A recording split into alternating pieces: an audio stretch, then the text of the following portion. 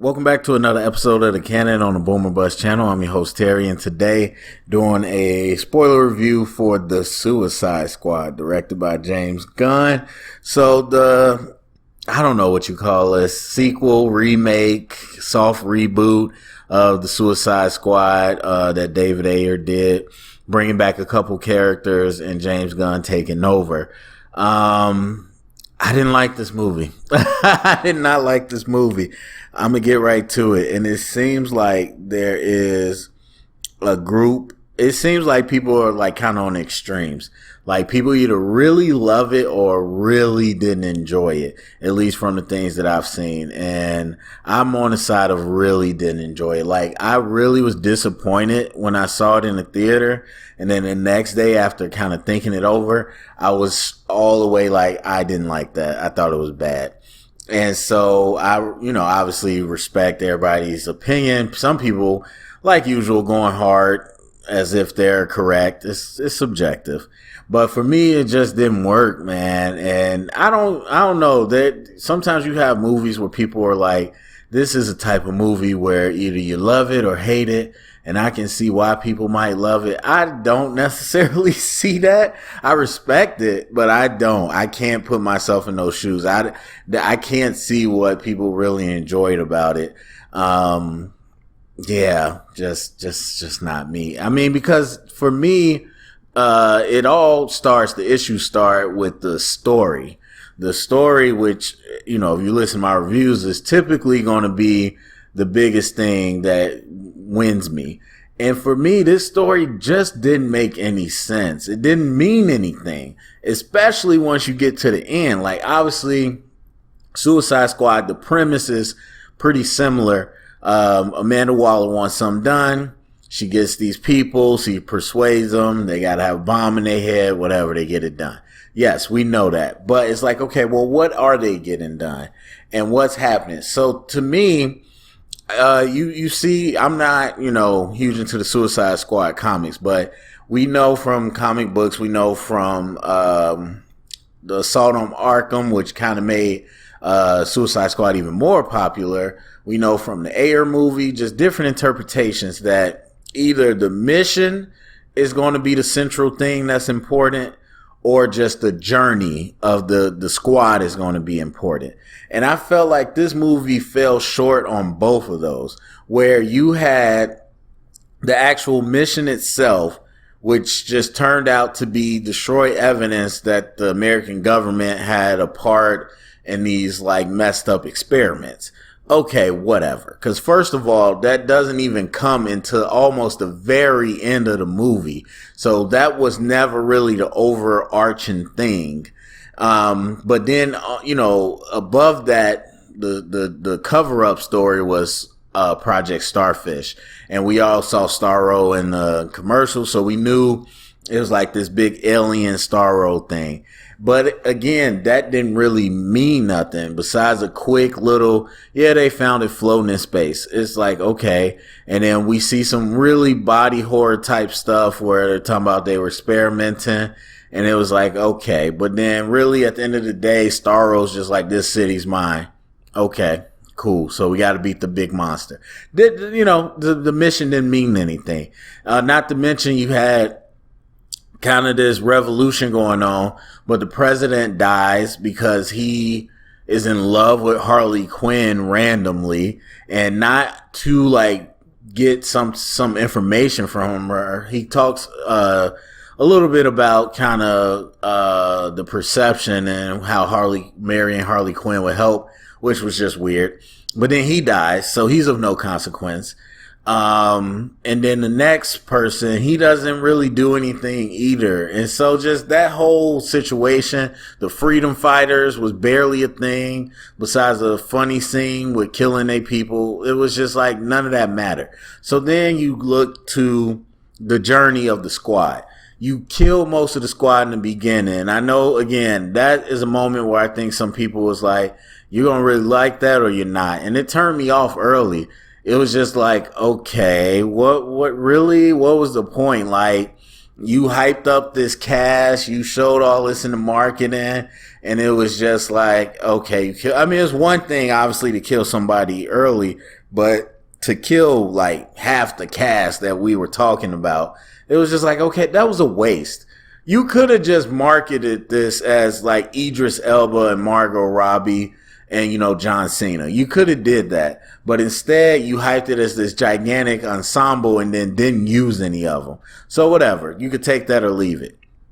You start off with that, and then you're left with this other group, and nothing really happens. I mean, the movie is way too long, but somehow you don't have enough time to give any, or at least they didn't choose to give any backstory to these characters, really. Now, I liked Idris Elba. I was attached to that because I think you can still do a lot in a short scene. I think the whole sequence with him and his daughter and Amanda Waller said a lot about him. Okay, so I was ready. I was locked and loaded on that. But then everybody else, it was just throwaway. Like the Ratcatcher 2.0, very throwaway. Didn't really touch on a whole lot.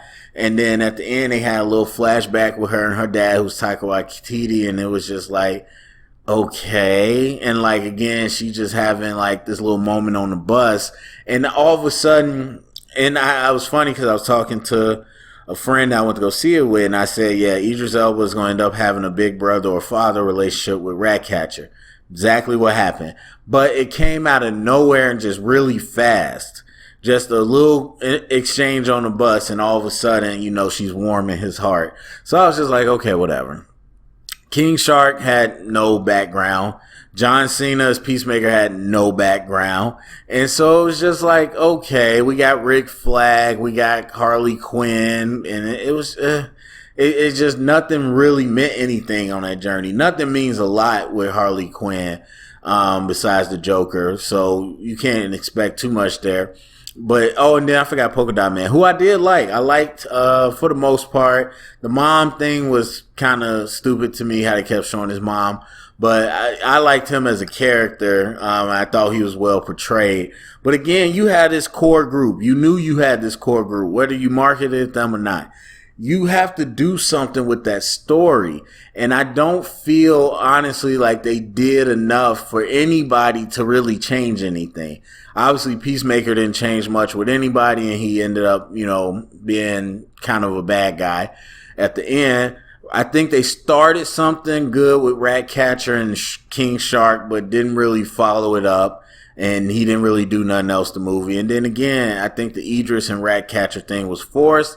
And Polka Dot Man, he was cool, but they didn't have to kill him. That was just random. And one of the things I didn't like is kind of the pacing of the movie.